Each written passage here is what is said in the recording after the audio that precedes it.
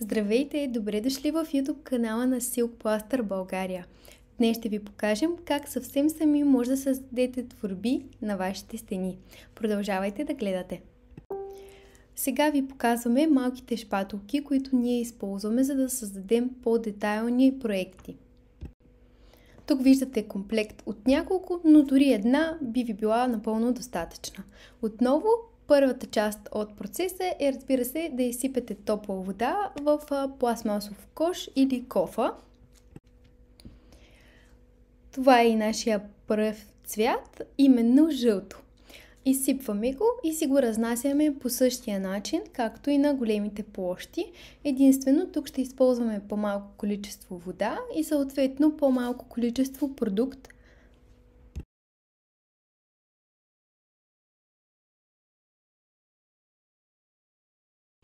Сега се визуализира и точното размесване. Получава се много лесно и много бързо, защото е малко количество.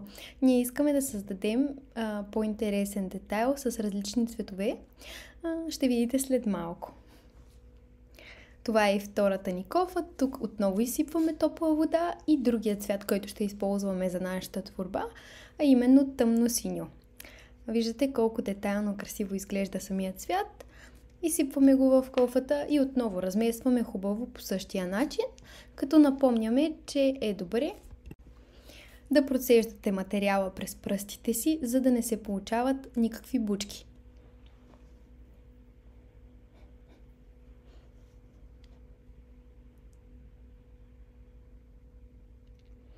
Ето това е консистенцията, която се получава след разбъркване. Предварително сме си очертали контурите на нашата творба с горещо лепило. Съветваме ви и вие да го направите по същия начин. Това ще ви улесни, когато нанасяте от мазилката или течния тапет, да не излизате от краищата. Започваме с малко количество от продукта и с малката шпатулка да разнасяме. Както вече ви споменах, горещото лепило ще улесни доста процеса на нанасяне и ще ви позволи да работите по-лесно с продукта. Заглаждате си, ако има някъде неравности, и продължавате нататък.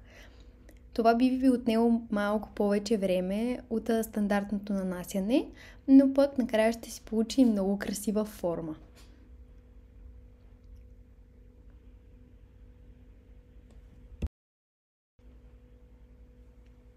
Сега ви показваме и малка част от нанасянето на тъмно-синия цвят. По същия начин работите с малко количество продукт и внимавате да не излизате от краищата. Много ще ви бъдем благодарни, ако харесате нашите видеа, да коментирате и да ги споделите с приятел. Така помагате за развитието на Silk Plaster България. Сега ви показваме колко красиво изглеждат отблизо детайлите на нашите цветове. Очаквайте част втора, в която ще видите продължение на рисуването на нашата творба. Очакваме ви до скоро!